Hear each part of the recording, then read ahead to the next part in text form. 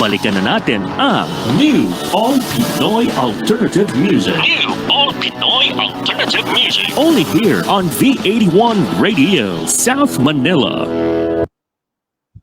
So welcome back. You're still here on NAPALM, your new Pinoy alternative music. So before we go to our second song with our band Leidulataja, just like to mention to everyone that V81 Radio, our program NAPALM, can be viewed or listened to in various platforms. So if you like to view them, just like what you're seeing right now, ano po yan, sa Facebook Live or sa YouTube Live. And if you like to listen through it, pwede rin po kung nasa US kayo, you can listen. If you have this Alexa device, you can just tell them, Alexa, please play V81 Radio at automatically ito tune na po kayo niyan. And if you have your mobile with you, anywhere you go, may mobile data kayo, you can download V81 Radio app in Google Play and Android in Apple App Store, and it's for free. So you can stream the music that we play 24/7 as well as this program once it comes out live. Okay. So going back parts, no, let us introduce the second song of our feature band Leidulataja, entitled Dakila. Yes.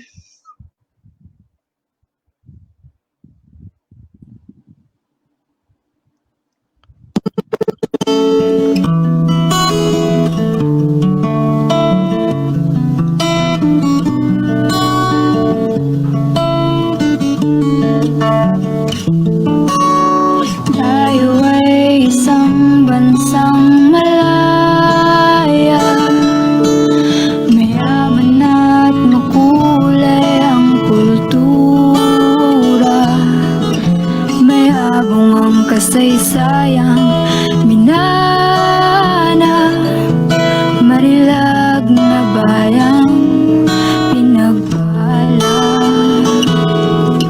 Sina Rizal, Tandang Sora at Bonifacio, sila'y mga dakilang Pilipino, marangal, mapagmahal sa kapwa-tao, bayani at huwarang totoo.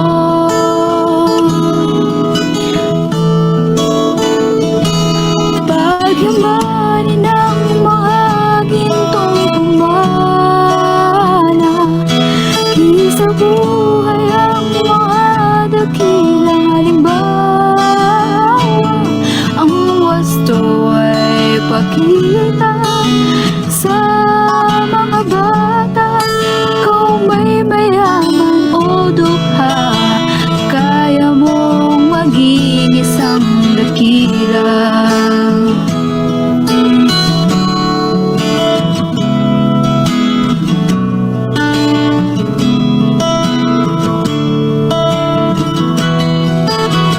Pilipinas, bayan kong sinilangan, sa daigdig ika'y walang katulad. Taglay ko sa aking puso at isipan, dangal mo bayan kong nililiyan.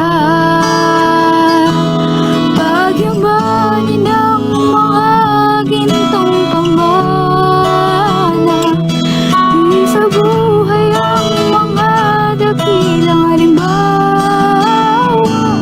Ang wasto ay pakita sa mga bata, ikaw may mayaman o dukha, kaya mong maging isang dakila.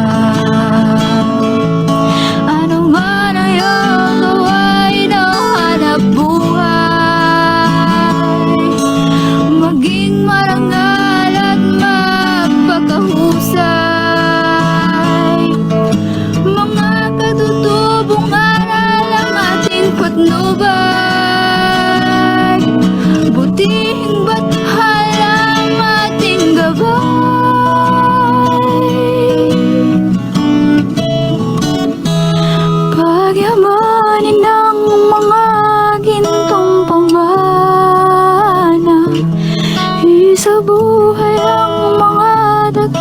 Isang halimbawa, ang wasto ay pakita sa mga bata.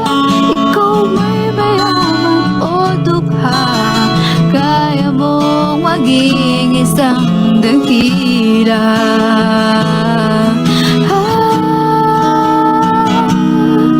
Ikaw may mayaman o dukha, kaya mong maging isang dakila.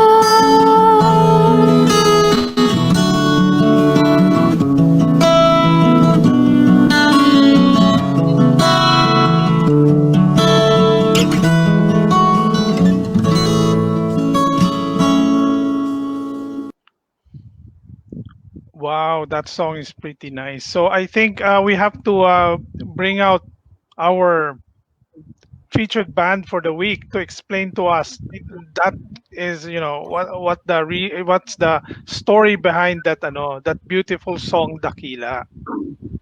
So Taja, probably you should be the best person to to answer what is the story or the rationale behind the song Dakila. Actually, this song was written by Noel Cabangon, Wow. and he Okay. sent the song to me so I could sing it for you guys. So thank you so much, Cabangon. So this song, he made this almost 10 years ago for an organization named Takila. So this organization has members, ordinary citizens that make or contribute actions that make them very dakila. They're our modern day heroes. So this song is about the ordinary citizens that become modern day heroes. Bihira yun, bihira yung ganong songs. Kasi, especially when you listen to the radio, mainstream radio, either party music lang yan or hugot music or K-pop. So, we need those parang kinds of songs na medyo kakaiba din eh. Okay, so actually, I'm more interested with with that song. Paano yon? Is it like the song was written by Noel Cabangon 10 years ago? Was it performed live or in public, and you actually just or you are the first performer who actually performed the song? Taja. Yes, we as an organization performed the song, and I was also part of that song. I was the last part. Okay, so well, very fortunate for you kasi I think the song, it was very well composed, very nice, and no, I think you are the best person being part of that organization to actually render that song almost perfectly. Okay. Okay. Yes. Sige, I have a question for both of you. No? Sige, so since na dalawa lang kayo sa band, no? How do you deal with disagreement concerning band decision? Siyempre, meron pa rin mga preference yan sa isa, di ba? So, in terms of songwriting, in terms of melodies, timing, and schedules, paano kayo nagko-compromise sa band decisions niya? Si Elja na lang. Sige, go. Sige, before po, meron kaming hindi po kami kaano talagang close noon. So, lagi po kaming ganito. Parang, touch, okay na ba? Okay. Parang basta wala pong nagre-reklamo. Parang, kung meron man, sige, na lang, okay. Sige. Kasi okay. So, nung dumating na po sa point na medyo nagkakaintindihan na po kami, pinag-usapan na po talaga namin na hindi ako pwede kasi ganito. Tapos minsan po dumadaan kay Ma'am Lay, which is yung manager namin, na hindi po, kunyari, hindi po ako pwede kasi may gagawin po ako, or yung kanta po medyo hindi ko po trip yung areglo. Minsan po ganon. Minsan kinakausap ko po siya talaga. Ganon. Na may mali. may ano. Oh. Sige. Si Tasha naman.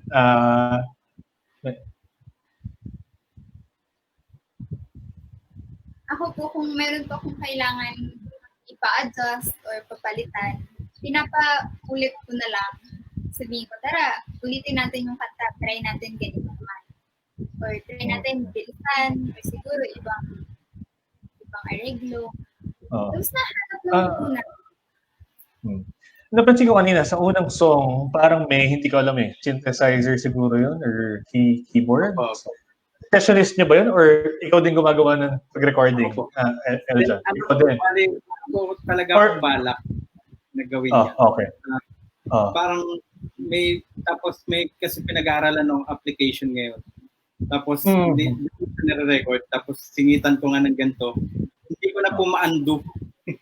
Tapos nandun na parang nandun po na. Pero okay naman po.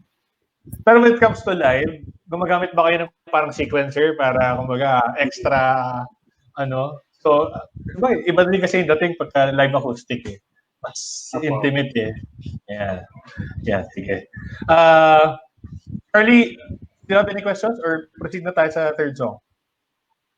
Well, actually, I just like to mention some of the comments we got here. Unfortunately, we cannot probably show it on our live comment section. Pero most of them were from our viewers, Mr. Tox Paras.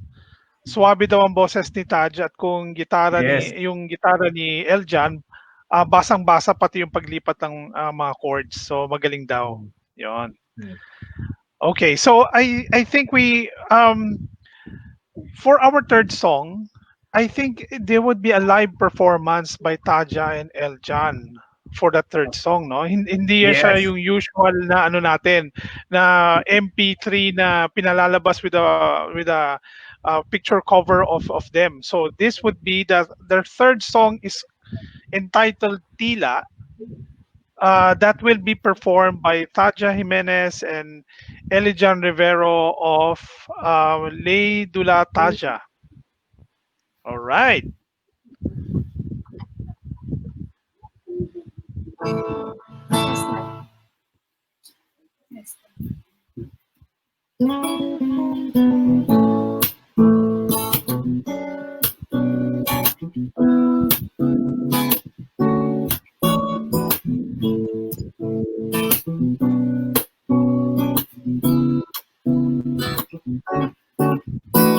Alam mo kung bakit hinahanap palagi ang mga ngiting dagusay. Sa umagang gising, gandang bahaghari, sumisilip ang iyong mga mata. Araw-araw tila, singkulit ng aking haraya. Araw-araw tila, singlikod ng aking pagkitara. Alam mo kung bakit di ko rin yan mawari, kinikilig sa iyong halakhak. Dala siguro ng hangin, maliwalas na langit, o ng singkit mong mga mata. Araw-araw tila, singkulit ng aking haraya. Araw-araw tila, singlikod ng aking pagkitara. Di na to mababa, mamahalin lang kalado.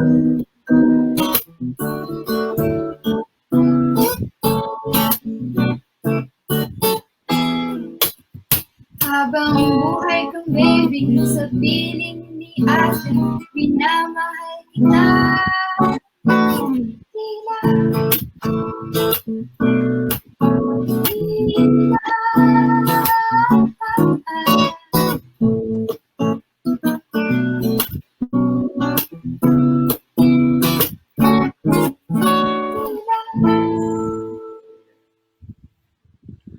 Galing, galing. Wow. Fantastic. Galing. That's what we really love having our program here, yung mga live performances. It really brings out the best live music available for us, for our viewers, of course. And ako nga actually, whenever someone plays live music like that, yung kagaya nyo, no, Taja and Elijan, ako medyo may kinakabahan ako ng konti eh. Kasi ang feeling ko, ang lagi naming kalaban dito yung internet eh. Na sana wag makat, wag bumagal para hindi masira yung kanta kasi napakasayang. It's not every day that you can pull in a band or even one or two performers to actually play live. So far naman sa narinig ko, medyo pinagpala tayo na magandang kapiraso yung internet natin at that point that you perform. So, sa ating provider, marami pong salamat. Globe and PNDT. Yan. Okay. Actually, ang isa pang kasing, kumbaga, a lot of performers, medyo alanganin sila kapag acoustic. Kasi, for example, in my music, medyo maingay, ganyan-ganyan, may distortion. Kung magkamali ako, matatakpan ng feedback, matatakpan ng noise. Dito wala kang lusot eh. So if you're one pitch higher or one pitch lower, yung gitara mo medyo nagkamali ka ng tipa, halatang halata eh.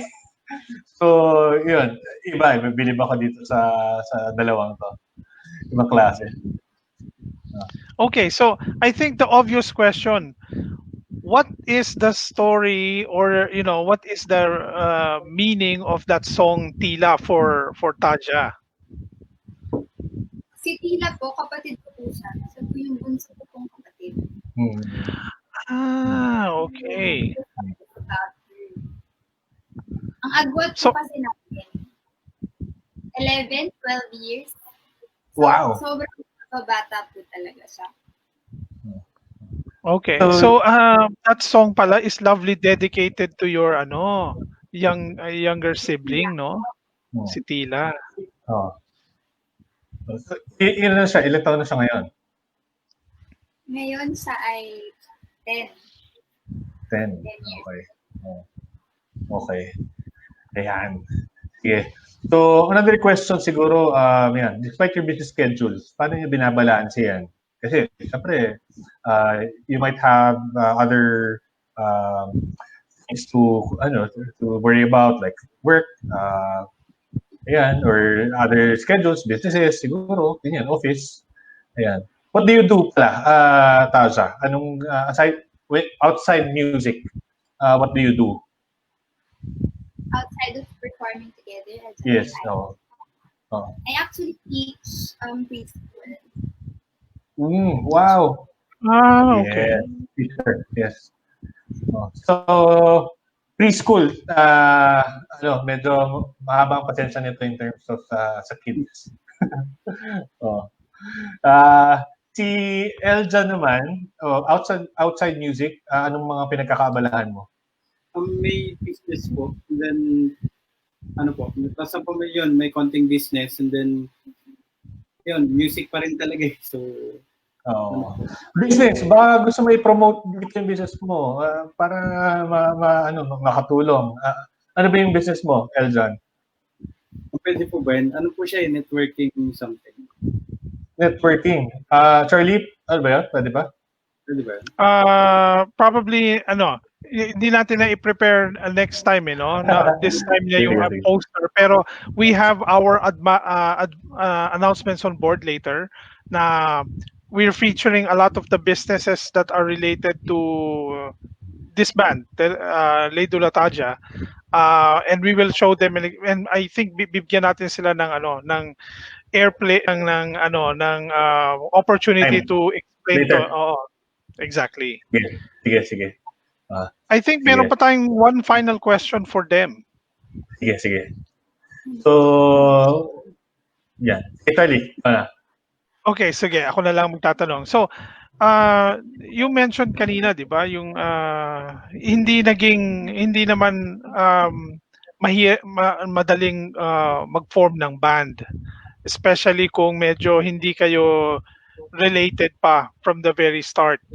Well, it's well and good na si Taja comes from a performing kind of family na merong nasa entertainment and singing part. But for mostly for the bands, for enthusiasts, yung mga younger generations natin na nag-iisip pa lang magbanda or mag-form ng sarili nilang band to play their own music, create their own music, what can you give them as an advice? So unahin muna natin naman si Eljan. Yun po, siguro wag sila munang mag-isip ng kung ano, maliban sa masaya sila doon sa gagawin nila. Kasi pag hindi po sila masaya, hindi po sila makakapagpasaya ng iba at hindi po sila tatagal talaga sa mga struggle. Kasi ang dami po talagang struggle. So, kahit sarili nila, kalaban nila minsan eh. So, ano po, unahin po muna nila maging masaya. Darating na lang po yun, yung pagtitiis, yung lahat po ng ano, makakayanan na nila. So, yun po yung sa akin. Okay. How about you, Taja? What can you tell our yung younger generations or enthusiasts to form their bands? I think important talaga sa lahat that you enjoy yourself. You enjoy performing. You don't do it for anybody else, for any other reason. You have to be in the industry because you like it. You like performing. You like writing. You like practicing all the time. You like doing late night rehearsals. I mean, kung ayaw mo nun, why are you doing it? Diba? You're not going to do something because other people tell you na, hey, magaling ka dito, so you should no. Do it because you want to do it and because you enjoy. And also, it's important na you bond with your bandmates. You don't compete with them kasi you have to jive together. Be able to complete a harmony, a melody that, jives very nicely together. Kasi kung mag-compete kayo, di pa pataasan lang kayo. But if you know how to collaborate with each other, you're very open to suggestions, you know how to adjust as a person, you're friends. I mean, I think that's important with your teammates also. In a band. Yes. Oo. Actually, swerte din eh. Oo. Swerte din minsan. Kasi minsan, magaling naman yung mga bandmates. Pero minsan hindi naman sila mag-drive kasi hindi ganun yung chemistry.